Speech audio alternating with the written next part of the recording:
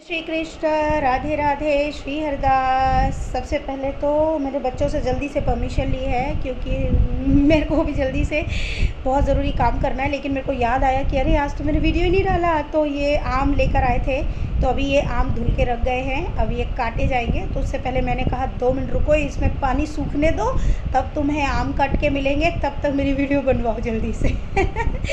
गोलू कैसे देख रहा, उसका इंटरेस्ट ही नहीं है मतलब वीडियो बनाने में। चलो मैं बता देती हूँ।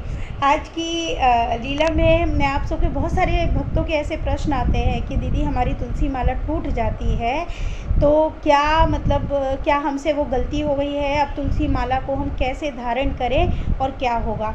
तो अब मैं आपको बता दूँ कि अभी से 2 दिन पहले मेरी तुलसी माला भी टूट गई। अब देखिए, तुलसी माला के टूटने के बहुत से कारण होते हैं। सबसे पहली बात तो आप मन में एक प्रैक्टिकल वाली बात ले लो कि उसमें धागा होता है, जो धागा हमको चुभे नहीं, है ना। कि तो सूती धागे में तुलसी माला जो है बनाई हुई होती है, ताकि जो भी उसे गले में कंठी के रूप में धारण करे तो उस व्यक्ति विशेष को परेशानी ना हो या तकलीफ़ ना हो। अब हम रोज़ स्नान करते हैं, और जब स्नान करते हैं तो उसके कारण वो धागा तो देखिए गलेगा ही, सबसे पहली कारण। दूसरा, कहीं पे अटक जाना, अटकने से भी जो है माला टूट जाती है। अब एक होता है कि अचानक आप बैठें कि अचानक से आपकी माला टूट के गिर गई है या बिखर गई है।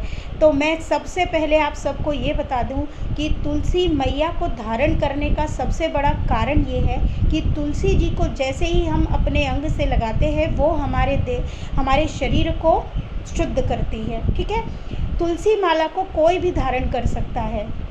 कुंवारी लड़कियां कर सकती हैं, शादीशुदा कर सकती हैं। अब बहुत सी भक्त बोलती है मैं हमारे पति नहीं है तो क्या हम धारण कर सकते हैं। मैंने कहा कि ये सब के लिए है। इवन जो बच्चा जन्म लेता है, आप उसको भी तुलसी माला धारण करा सकते हैं। ये आपके ऊपर है कि आपकी भक्ति कितने चरमों सीमा पर है। लेकिन बच्चों को थोड़ा तकलीफ़ ना हो, इसलिए हम उसकी उम्र का 3 से 4 साल की उम्र का इंतज़ार करते हैं, और उसके बाद हम जो है बच्चे को तुलसी माला जो है धारण कराते हैं। क्योंकि कहते हैं ना, बचपन में तो भगवान स्वयं होते हैं, इसलिए छोटेपन में हम उनको धारण नहीं कराते हैं कि जैसे ही उनकी 10 साल की उम्र हो उसके बाद हम तुलसी माला को बच्चों को धारण करा सकते हैं, ताकि उनको कष्ट नहीं होना चाहिए।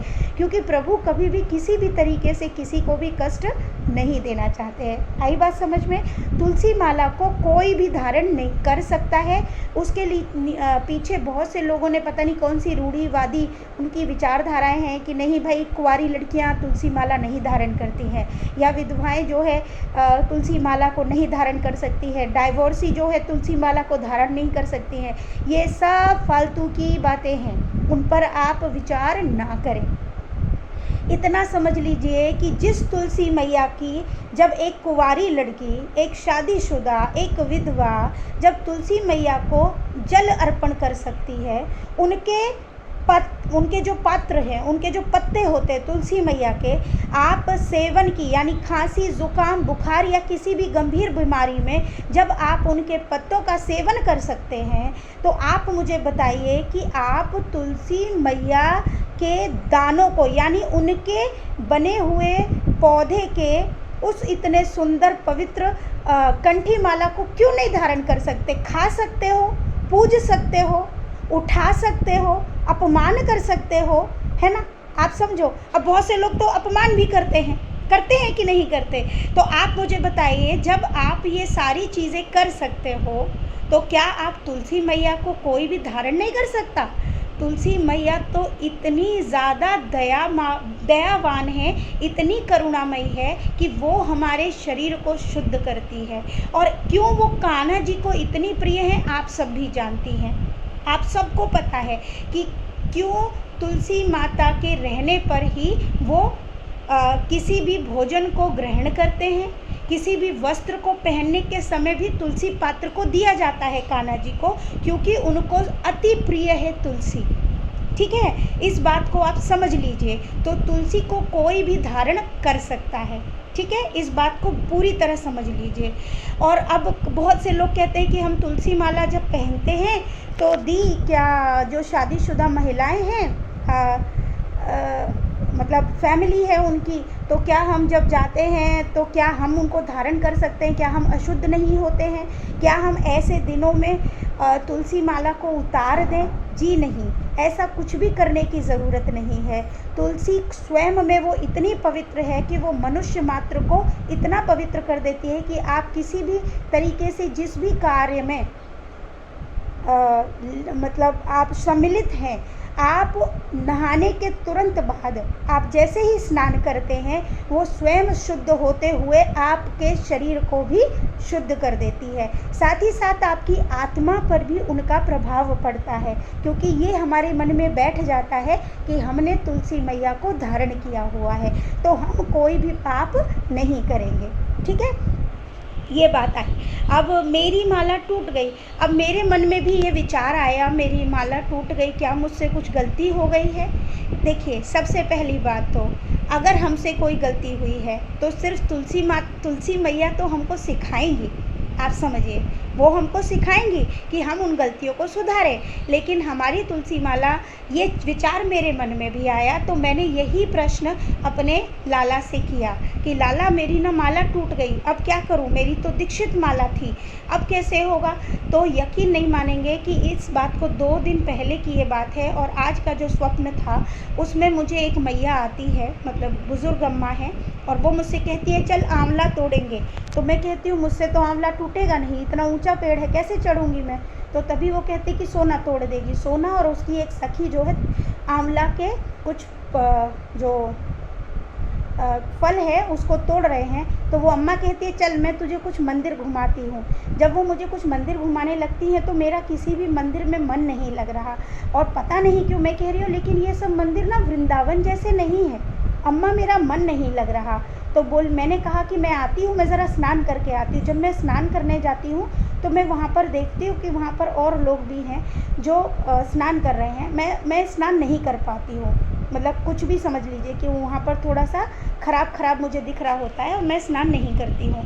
तो वो अम्मा कहती है जल्दी चल। तो मैं उनके साथ फिर जाती हूँ उनका हाथ पकड़ के। तो अम्मा मुझे एक बहुत ही प्राकृतिक जगह पे लेके जाती हैं, जहाँ पर बहुत सुंदर पुष्प खिले हुए हैं, चारों तरफ हरियाली है, और एक बुज़ुर्ग बाबा बैठे हुए हैं। बाबा के आगे से कोई बाल नहीं है सर पे, उन्होंने वाइट कलर की धोती पहनी है, उनके छोटे छोटे बाल हैं।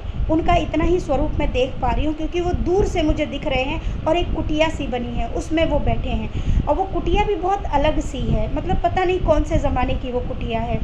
छप्पर सा ही मुझे दिख रहा है, लेकिन चारों तरफ बहुत हरियाली है। स्थान भी बहुत बड़ा नहीं है, आप मीडियम तरह का स्थान है वो, लेकिन हरियाली इतनी अधिक है कि मुझे मंदिर भी पसंद ना आकर वो कुटिया और वो जगह बहुत सुंदर लग रही है। तो मैं कह रही हूँ कि अम्मा मुझे तो यही बहुत अच्छा लग रहा है, कितनी शांति है ना यहाँ पे, मुझे बहुत अच्छा लग रहा है। तो वो बोली हाँ ये हरिदास जी की कुटिया है। तो मैंने कहा अच्छा ये उनकी है, लेकिन मुझे बहुत अच्छा लग रहा है। तो बोले जा गुरुजी से बात कर ले। तो गुरुजी मुझे दूर से ही हाथ ऐसे ऊपर करते हैं, जैसे आशीर्वाद देते हैं ना, उसी अवस्था में वो देख रहे हैं। तो मैं उनको देखकर प्रसन्न हो जाती हूँ और मैं कहती हूँ वाह मुझे बहुत आनंद मिल रहा है, मैं तो ना यहीं आऊँगी, मैंने ऐसी कुटियाएँ देखी हैं, मैं हमेशा आना चाहती हूँ। और ये चीज़ करके अम्मा कहती है ठीक है अब मैं जाती हूँ, तुझे अच्छा लगा? मैंने कहा हाँ अब बहुत अच्छा लगा, और मेरा स्वप्न खुल जाता है। जब मैं सुबह उठी तो यकीन नहीं मानेंगे, इस स्वप्न को जैसे ही मैंने याद किया कि आज ये स्वप्न क्या था, तो मुझे अचानक से ये मेरे मन में ये भाव उठा कि उसमें जो मेरे को आज दर्शन मिले थे वो हरिदास जी के दर्शन थे, मेरे गुरुदेव जी के, क्योंकि मैं हरिदासी हूँ और हरिदासी संप्रदाय से दीक्षित हूँ। तो मुझे ये विश्वास हो गया कि मैं जो बेचैन थी, जो मैं परेशान हो रही थी कि मेरी कंठी माला टूट गई है, कि क्या मुझसे कोई त्रुटि हुई, क्या मुझसे कोई गलती हुई, तो जो आशीर्वाद दिया उससे मुझे ये महसूस हो गया कि नहीं वो मुझसे गलती नहीं हुई है, क्योंकि प्रभु हर गलती के लिए क्षमा करते हैं। किसी न किसी कारण से गिर गई होगी, माला है, तो प्रभु चाहते हैं कि मैं दोबारा से उस माला को धारण करूं, लेकिन मैं दोबारा से अपने ही गुरुदेव से उस माला को धारण करने के लिए मुझे अपने ही मतलब गुरुदेव से मिलने जाना होगा। तो वहाँ पर ये दृश्य मेरे सामने आते ही मुझे इस बात का एहसास हुआ, क्योंकि मैं सोच रही थी कि मैं यहीं से एक तुलसी माला ले लूँगी और पहन लूँगी। तो इस लीला से मुझे यही महसूस और यही संदेश मिला, और सोचा कि मैं आज आपको ये बात भी बता दूं, क्योंकि बहुत सारे मतलब भक्त हैं जिनके इतने सारे प्रश्न होते हैं और उन प्रश्नों के जवाब भी देने होते हैं। तो मैंने सोचा सारे जवाब भी आपको मिल जाएंगे और ये लीला भी आप तक पहुंच जाएगी। तो मैं समझ गई कि नहीं, प्रभु प्रसन्न है, इसका मतलब वो मुझसे इस बात को लेकर गुस्सा नहीं है। और देखो बच्चे भी वेट कर रहे हैं, इसलिए अब जाते हैं, अब इनको आम देते हैं और लीला पूरी हो गई है। और आज मैंने बहुत जल्दबाजी में ये लीला बोली है, इसलिए बहुत सी त्रुटियाँ मैंने की है बोलने में, तो उसके लिए माफ़ी चाहती हूँ। तो खूब सारा प्रेम। राधे राधे। श्री हरिदास।